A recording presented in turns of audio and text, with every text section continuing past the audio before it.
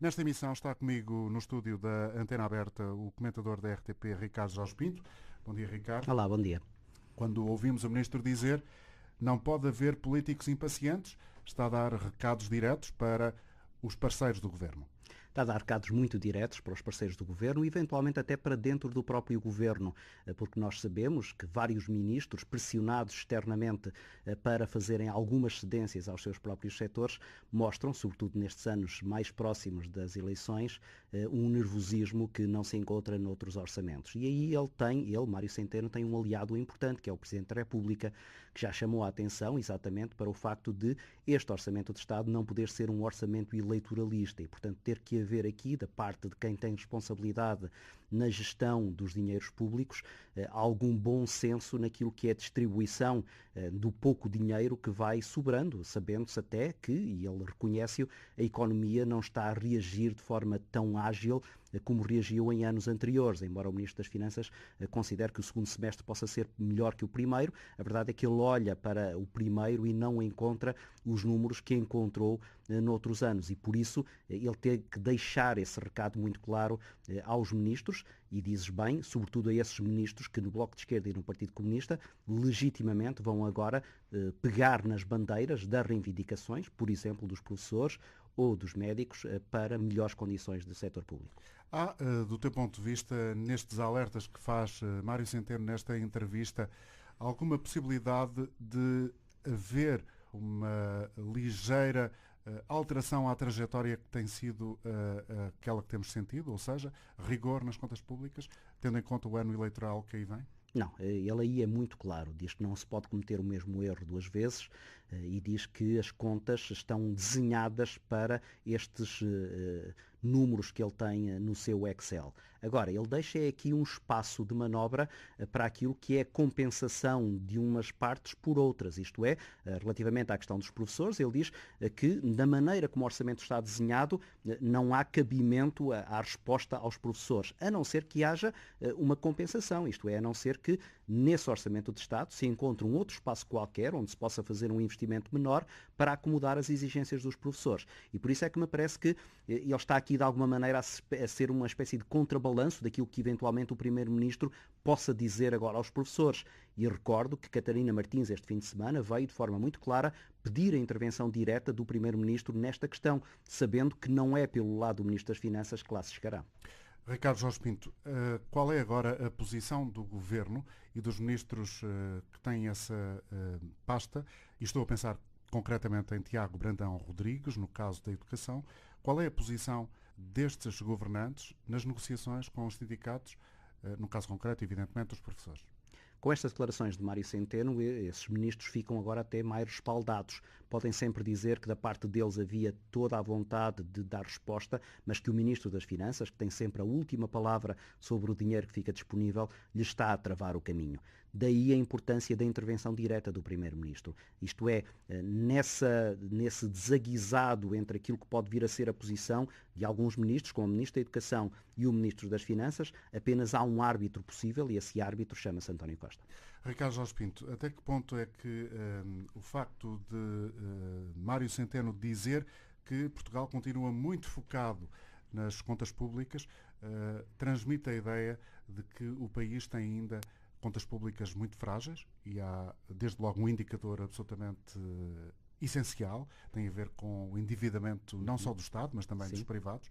Até que ponto é que se traduz esta ideia de que, apesar da melhoria na economia, Portugal ainda não está suficientemente sólido para poder respirar com outra profundidade? Essa é uma leitura que me parece absolutamente correta e é uma leitura que nos remete até para três patamares.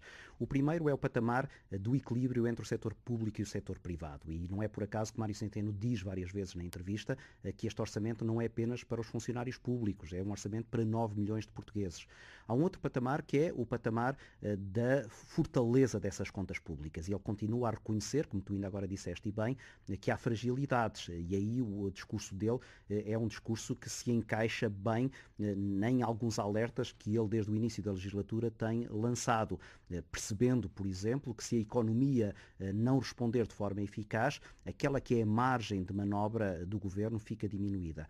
Depois há um terceiro patamar, que é o patamar mais político. E aqui nós vemos, por exemplo, um aproximar de posições entre o PS e o PSD. Rui Rio, por várias vezes, que tem dito isso. Cuidado, porque as contas públicas ainda não permitem algumas liberdades que, por exemplo, o Bloco de Esquerda e o Partido Comunista têm impedido. E desse ponto de vista, vamos ver como é que António Costa gera esta questão, porque aquilo que o Ministro das Finanças lhe está a dizer é muito mais próximo do que a direita do PSD tem dito, do que aquilo que o Bloco de Esquerda e o Partido Comunista têm reconhecido. Isso pode, de alguma forma, alterar o xadrez político em 2019, ou seja, a proximidade que hoje vemos entre o PS e o Bloco de Esquerda e o PCP e os Verdes, essa proximidade pode, de alguma forma, deslocar-se um pouco mais para as hostes de Rui Rio e o PSD? Permite a António Costa ter agora mais opções. Ele até agora tinha uma única opção e essa opção era a esquerda. E é a opção que ele continua a dizer que insiste. De resto, no último Congresso do Partido Socialista, António Costa e outros seus apoiantes muito diretos foram muito claros a dizer a única forma de governação neste momento é à esquerda.